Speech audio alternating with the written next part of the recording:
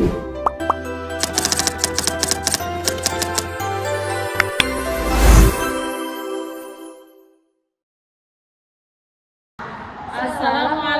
warahmatullahi wabarakatuh. Perkenalkan, kita dari kelompok 9. Kita akan membahas tentang ranah afektivitas di sekolah siber. Oke. Lanjut, perkenalkan anggota kami.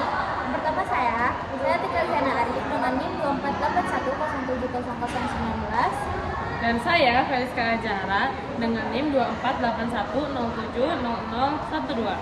Saya Amelia Azhara dengan NIM 248100710. Oke, sebelumnya saya ucapkan terima kasih kepada dosen pengampu yakni Bapak Tamsik MPD dan juga kepada anggota kelompok saya. Nah, di makalah ini kita akan ngebahas tentang bagaimana konsep pengukuran ranah afektif, terus jenis-jenis ranah afektif yang biasa menjadi fokus oleh SD, terus skala pengukuran afektif yang digunakan untuk guru SD, terus kendala dan solusi guru dalam evaluasi ranah afektif. Nah, yang pertama itu konsep pengukuran ranah afektif. Nah, ranah afektif itu mencakup apa aja? Nah, ranah afektif itu mencakup tentang sikap, watak, perilaku, emosi, minat, dan nilai individu. Nah, ini tuh penting banget buat ngebentuk karakter siswa, bukan hanya menguasai materi. Jadi, siswa itu dididik tidak hanya dalam hal materi saja, tetapi siswa itu dididik dan dinilai dalam afektivitasnya. Nah, afektivitas itu adalah segala sesuatu yang berkaitan dengan sikap, watak, perilaku, emosi, minat, serta nilai yang terdapat pada diri individu. Nah, afektivitas pembelajaran itu proses pendidikan yang menekankan pembentukan sikap, nilai, minat, emosi, dan perilaku siswa. Ini menjadi landasan pembentukan karakter, moral, dan kepribadian, memastikan pendidikan yang utuh, cerdas, terampil, dan berakhlak mulia. Dan itu termasuk ke dalam konsep-konsep pendidikan. Selanjutnya ada jenis-jenis ranah afektif. Yang pertama yaitu receiving atau attending, yaitu semacam kepekaan dalam menerima rangsangan atau stimulasi dari luar yang datang kepada siswa dalam bentuk masalah, situasi, gejala, dan lain-lainnya. Nah, peserta didik pada jenjang ini tuh dilatih agar mau menerima serta menginternalisasikan nilai yang diberikan.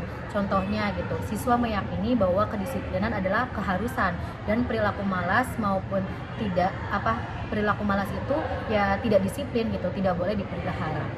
Selanjutnya ada responding. Ini dapat diartikan adanya partisipasi aktif, juga kemampuan menanggapi, kemampuan yang dimiliki seseorang untuk mengikutsertakan dirinya secara aktif di fenomena tertentu dan dapat membuat reaksi tertentu. Contohnya seperti hasil belajar ranah afektif, responding adalah peserta didik itu tumbuh hasrat untuk mempelajari lebih jauh gitu materi atau menggali sesuatu yang ingin dia tahu, seperti tentang ajaran-ajaran Islam dan lain-lainnya. Selanjutnya ada penilaian atau valuing, yaitu berkenaan dengan nilai dan kepercayaan terhadap gejala atau stimulus tadi, kayak memberikan nilai atau memberikan penghargaan terhadap suatu kegiatan atau objek. Nah, dalam evaluasi ini termasuk di dalam kesediaan menerima nilai, latar belakang, atau pengalaman untuk menerima nilai dan kesepakatan. Valuing ini merupakan tingkat afektif tertinggi yang dalam proses belajar mengajar. Peserta didik tidak hanya ingin menerima nilai yang diajarkan, tetapi mereka juga harus memperoleh kemampuan untuk mengevaluasi ide atau peristiwa yang baik dan buruknya.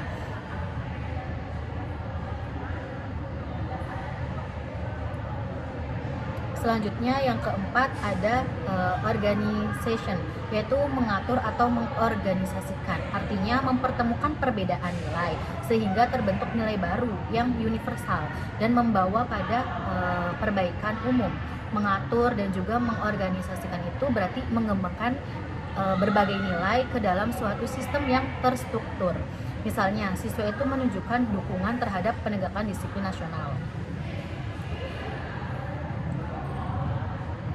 Yang kelima ada karakteristik dengan suatu nilai, yaitu keterpaduan semua sistem nilai yang telah dimiliki seseorang yang mempengaruhi pola pikir pribadinya dan juga tingkah lakunya.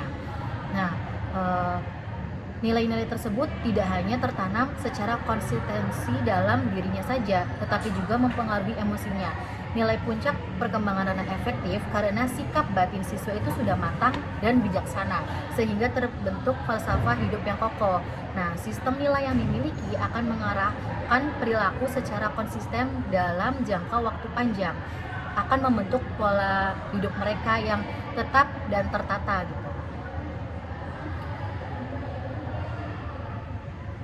Contohnya hasil dari penerapan ini itu seperti siswa memiliki keteguhan sikap seperti menjadikan perintah Allah itu sebagai pedoman hidupnya.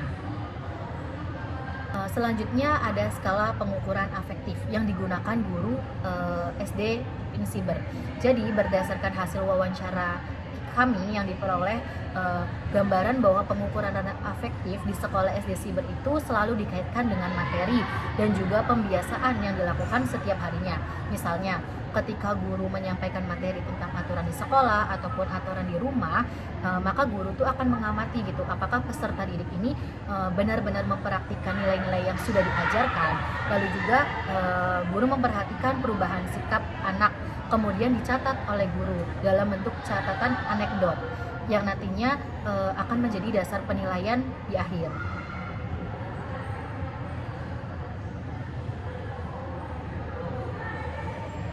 Penilaian afektif juga dilakukan berdasarkan kurikulum yang berlaku. Namun di sekolah SD Siber ini terdapat keunikan karena mereka mengkolaborasikan kurikulum pemerintahan juga kurikulum internal sekolahnya. Artinya selain menilai dari aspek afektif yang sudah ditetapkan pemerintah, sekolah ini juga menambahkan indikator khusus seperti sikap jujur, keberanian, meminta maaf, dan meminta tolong dengan baik. Nah, sistem penilaian afektif di sekolah SD Siber ini tidak hanya mengikuti standar nasional saja, tetapi juga memperkaya dengan nilai-nilai tambahan yang dianggap penting untuk membentuk karakter siswa. Yang terakhir itu adalah kendala dan solusi evaluasi ranah afektif. Materi ini membahas tantangan yang dihadapi guru saat menilai sikap siswa dan bagaimana solusi yang ditawarkan untuk mengatasinya. Kendala utama salah satunya itu adalah perbedaan karakter anak. Masalahnya, setiap anak itu memiliki sifat yang berbeda, minat yang berbeda, dan tingkat konsentrasi yang berbeda-beda. Dampak ini menyebabkan capaian efektif tidak merata dan sulit dinilai secara beragam. Nah, adapun solusinya, yang pertama pendekatan individual. Caranya, guru perlu mempertimbangkan strategi pembelajaran dan penilaian yang sesuai dengan kebutuhan unik setiap anak. Solusi yang kedua, itu ada perhatian khusus. Caranya juga guru bisa memberikan bimbingan tambahan atau menggunakan metode pendekatan menarik. Misalnya permainan atau cerita bagi siswa yang memiliki konsentrasi rendah untuk membantu mereka lebih fokus. Dan yang terakhir itu ada penilaian proporsional. Caranya, dalam mengevaluasi, guru harus mempertimbangkan kemampuan dan perkembangan masing-masing siswa, alih-alih hanya membandingkannya dengan standar umum atau dengan siswa lain.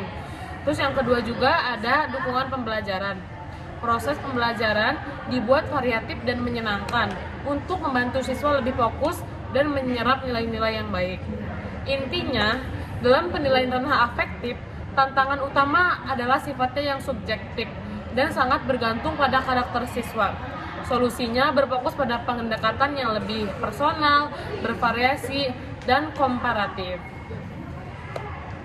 Oke, jadi dari materi-materi tadi dapat disimpulkan bahwa ranah afektivitas adalah proses pendidikan yang menekankan pembentukan sikap, nilai, minat, emosi, dan perilaku siswa sehingga siswa dapat berperilaku dengan baik. Nah, di ranah afektivitas ini memiliki banyak jenis, yaitu penilaian retrieving, responding, valuing, organizing, dan karakterizatif.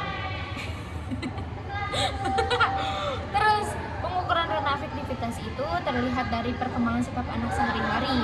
Jadi saran dari kami untuk para guru supaya lebih peka terhadap perubahan sikap anak dan perbedaan sikap anak di anak-anak yang bakal diajar sama mereka. Itu saja dari kita, kurang lebihnya mohon maaf. Wassalamualaikum warahmatullahi wabarakatuh. Dadah.